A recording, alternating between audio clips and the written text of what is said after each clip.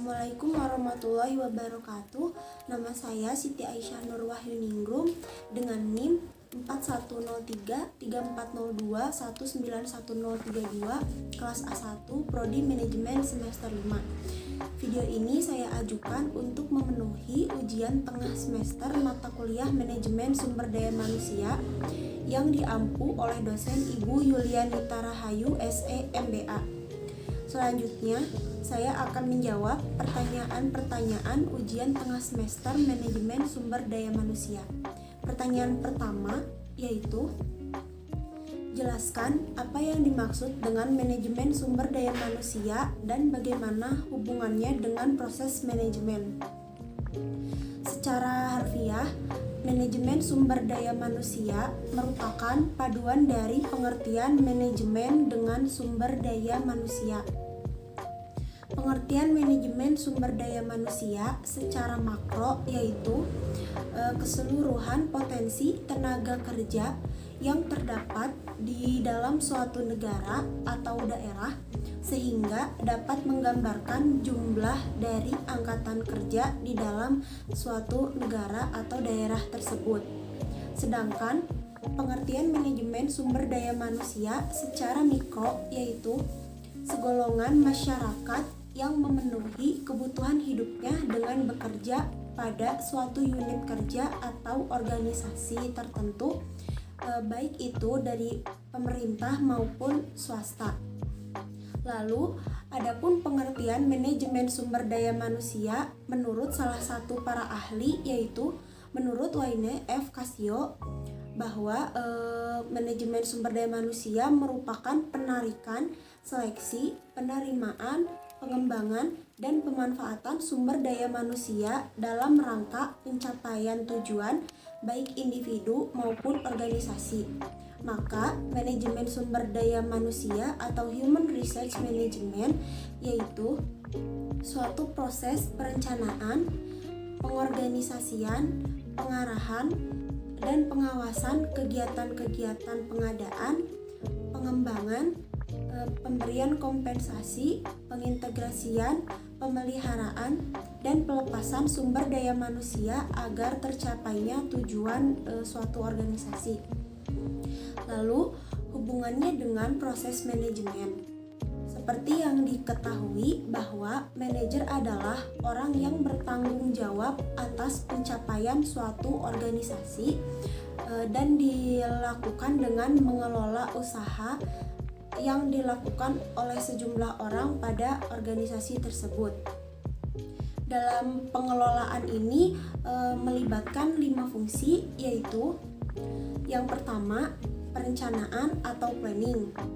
Perencanaan yaitu menetapkan sasaran dan standar, mengembangkan aturan dan prosedur, mengembangkan rencana dan peramalan. Lalu yang kedua ada pengorganisasian atau organization. Pengorganisasian yaitu memberikan tugas spesifik kepada setiap bawahan, membentuk departemen, mendelegasikan otoritas kepada bawahan, menetapkan saluran otoritas dan komunitas, dan mengordinasikan pekerjaan bawahan. Yang ketiga yaitu pengarahan atau actuating.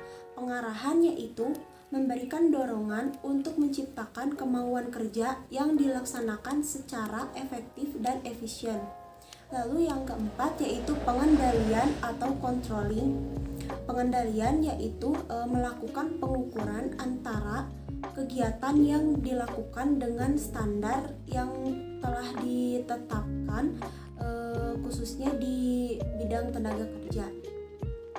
Nah, semua fungsi yang telah disebutkan tadi mewakili proses manajemen. Selanjutnya yaitu pertanyaan nomor 2. Berikan contoh mengenai bagaimana konsep dan teknik manajemen sumber daya manusia dapat berguna bagi semua manajer. Di dalam hal ini ada beberapa contoh bagaimana konsep dan teknik manajemen sumber daya manusia dapat berguna bagi semua manajer. Di antaranya yaitu yang pertama, melakukan analisis pekerjaan. Yang kedua, merencanakan kebutuhan tenaga kerja dan merekrut calon karyawan. Yang ketiga, memilih calon karyawan. Yang keempat, mengorientasikan dan melatih karyawan-karyawan baru. Yang kelima, mengatur upah dan gaji. Yang keenam, memberikan insentif dan keuntungan. Yang ketujuh, menilai presentasi. Lalu yang kedelapan, berkomunikasi seperti mewawancarai, memberikan konseling, memberikan disiplin. Lalu selanjutnya, melatih dan mengembangkan para manajer. Dan yang terakhir yaitu membangun komitmen karyawan. Sebagai contoh, untuk mengurangi biaya perekrutan, manajer bertemu dengan 20 perekrut dan mengatakan bahwa mereka hanya memilih 10 yang terbaik.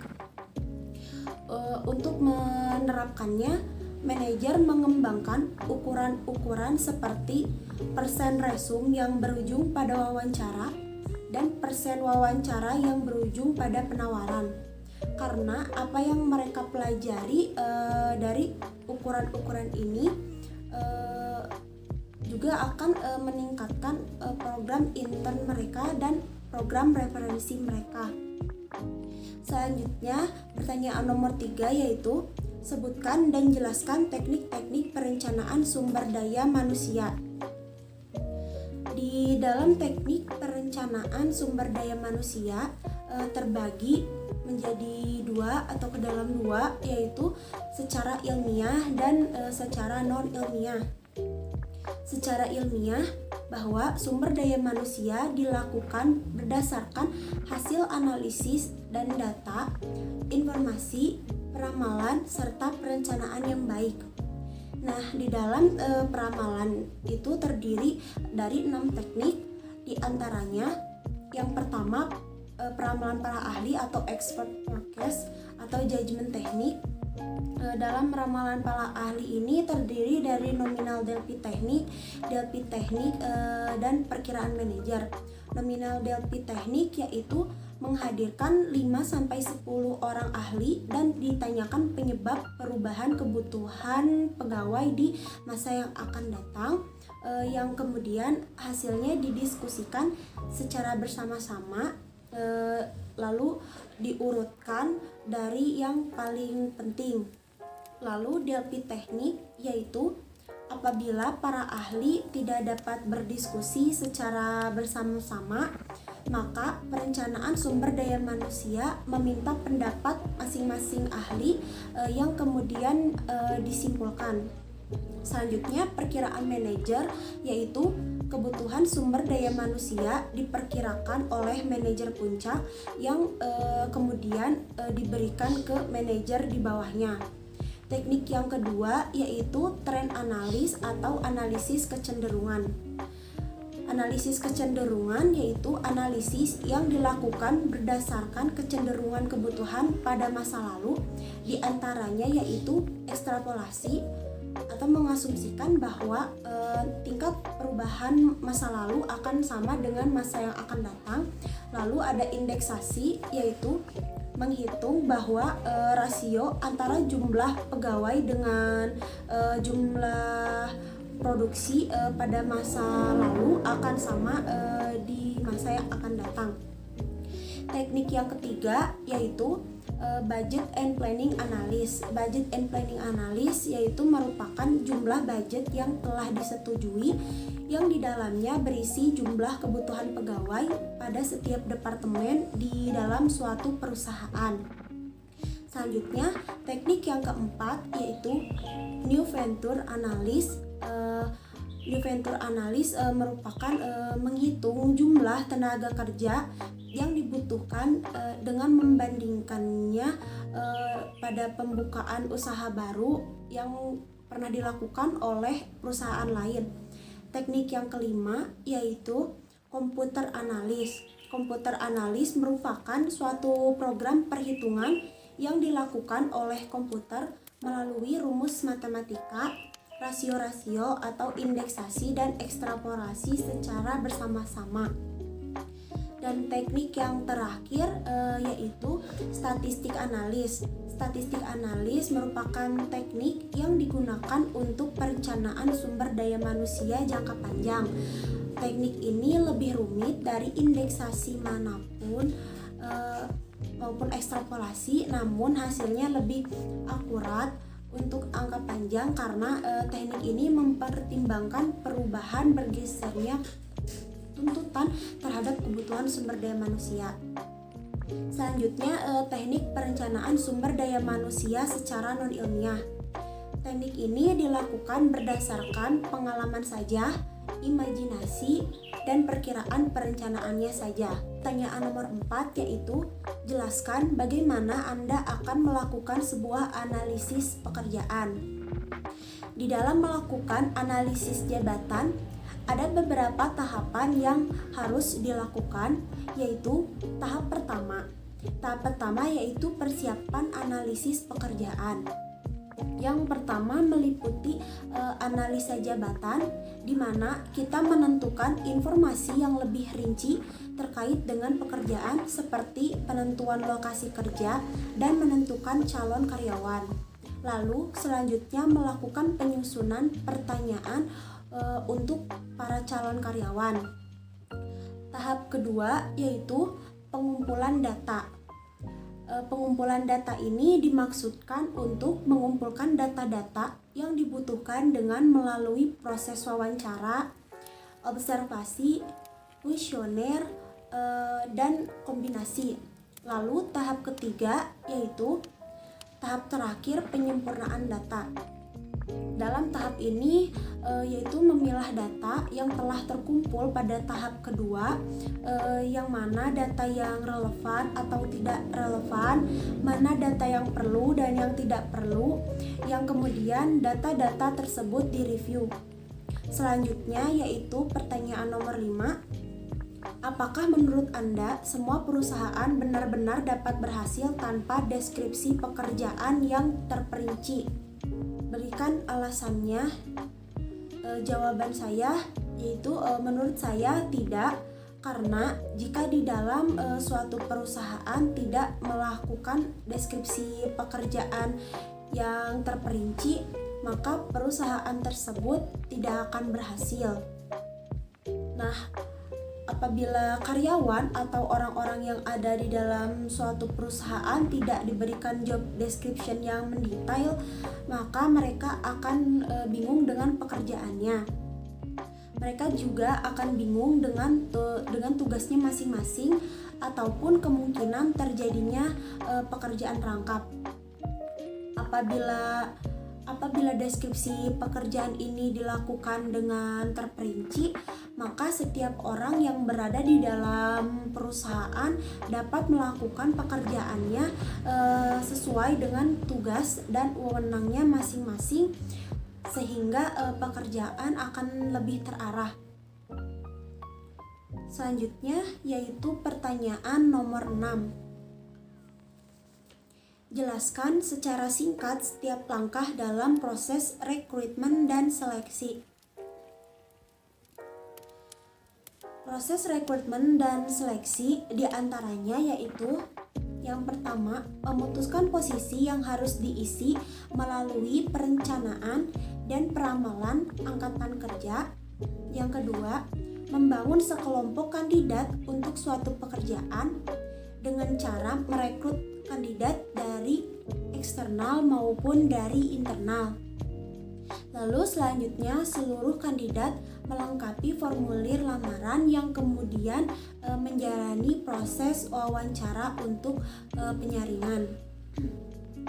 Selanjutnya menggunakan alat-alat seleksi seperti tes, penyelidikan latar belakang, dan ujian fisik untuk menyaring kandidat. Dan selanjutnya yaitu memutuskan siapa yang akan diberi penawaran dengan menyuruh penyelia atau orang lain untuk mewawancarai kembali kandidat tersebut. Selanjutnya pertanyaan nomor 7 yaitu, untuk jenis pekerjaan apakah menurut Anda wawancara tidak terstruktur menjadi bentuk yang paling tepat? Jelaskan alasannya. Menurut saya, jenis pekerjaan yang tepat untuk wawancara wawancara tidak terstruktur yaitu tukang bangunan.